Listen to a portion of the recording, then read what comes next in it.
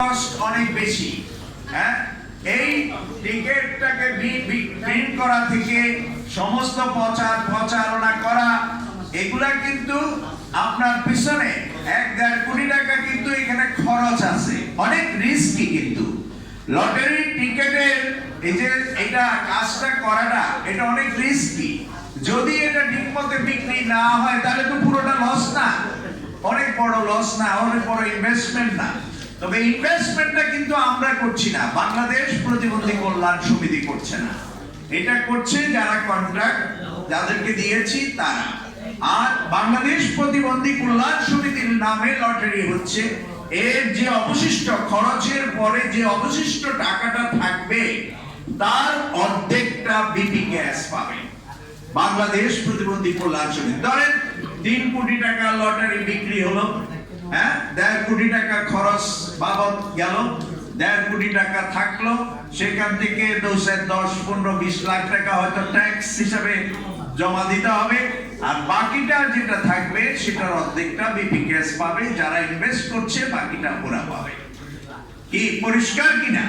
এর অর্থ এই না যে পুরো টাকাটাই বিপি গ্যাস পাবে বা কেউ একজন। এটি জাতীয় একটি অর্থনৈতিক কিন্তু গ্রোথের ক্ষেত্রে কিন্তু একটি অবদান রাখবে, এবং রাষ্ট্রকে এখানে কিন্তু আমরা বলি না স্পার্ক করা, তাই না? রাষ্ট্র তো বিভিন্ন অ্যাক্টিভিটিতে স্পার্ক করে। হ্যাঁ, একটা চলে রাষ্ট্রের একটি, যদি কোনো মানুষ কোনো কাজ না করে তাহলে কি হবে? সাইলেন্ট হয়ে যাবে বাংলাদেশ। এই লটারিটা কিন্তু একটা এনভায়রনমেন্ট ক্রিয়েট করে, পজিটিভ এনভায়রনমেন্ট ক্রিয়েট করে to increase the humanity also. যেই মানুষটি টিকেটটি কিনছে, he or she is also responding in heart that it is because he buy this ticket because of the humanitarian cause. হ্যাঁ, এই যে আমি লক্ষ লক্ষ মানুষকে এই জায়গাটা তাকে একটা খোঁচা দেওয়া হচ্ছে, ইউ ডু, যে তোমার একটা রেসপন্স করতে হবে মানবতার জন্য, তুমি তো সেটা করছো না এখন। হ্যাঁ, সো এই লটারি টিকেটটা তাকে কিন্তু ওই সাড়াটা তার ভিতরে তৈরি করতে, তাকে সেই জায়গাটা তাকে জাগ্রত করতে প্রভাবিত করছে। সো ওই মানুষটি, আরেকটি বিষয় হচ্ছে আমাদের সমাজের মানুষ কিন্তু প্রতিবন্ধী কারা চিনে না, জানে না, বুঝে না। একসময় তো বাবা মারা এদেরকে বন্ধ করে রাখতো ঘরের ভিতরে। আবার অনেকে বলতো যে আমার 3টা সন্তান না, আমার 2টা সন্তান, একটা প্রতিবন্ধী সন্তানের পরিচয় দিত না, ওটাকে গণনায় আনতো না। হ্যাঁ, আজকে সেই জায়গাটা কিন্তু জনগণ কিন্তু জানতে পারলো বিকজ অফ দি অ্যাওয়ারনেস। হ্যাঁ, তো আমি এই জন্য আমি বলবো it is a great initiative and great, আমি বলবো যে একটা সুযোগ, opportunity for the citizen given by the government.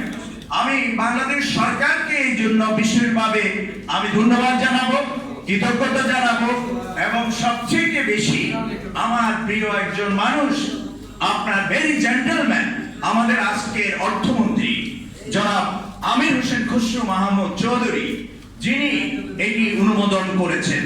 তো এই মানুষটিকে আমি ধন্যবাদ জানাই, তাকে কৃতজ্ঞতা জানাই, এবং আইআরটির যিনি সচিব আছেন, যিনি আপনার রাজস্ব বোর্ডেরও চেয়ারম্যান, আমি ওনাকেও ধন্যবাদ জানাই। বেসিক্যালি উনি হি ইজ দ্য ইনিশিয়েটর, মানে এই টিকেটটা পাওয়াকে he is the main stakeholder, যে এই দায়িত্বটা উনি মূলত হোল্ড করেন, এবং তার সাথে ওনার অ্যাসোসিয়েট আছেন, জয়েন্ট সেক্রেটারি, এডিশনাল সেক্রেটারি। এখানে আমাদের এক ভাই উপসচিব আছেন জনাব হুমায়ুন সাহেব, উনি আসছেন, ওনাদের পক্ষে এখানে অংশগ্রহণ করছেন। আমি ওনাদের সকলকে আমার অন্তরের অন্তঃস্থল থেকে, বাংলাদেশের প্রতিবন্ধী মানুষদের পক্ষ থেকে এবং বিপি গ্যাসের পক্ষ থেকে, আপনার সকল প্রতিবন্ধী মানুষের পক্ষ থেকে আপনাদের আমি অনেক অনেক জোরে একটা হাততালি দিয়ে অভিনন্দন জানাই। এবং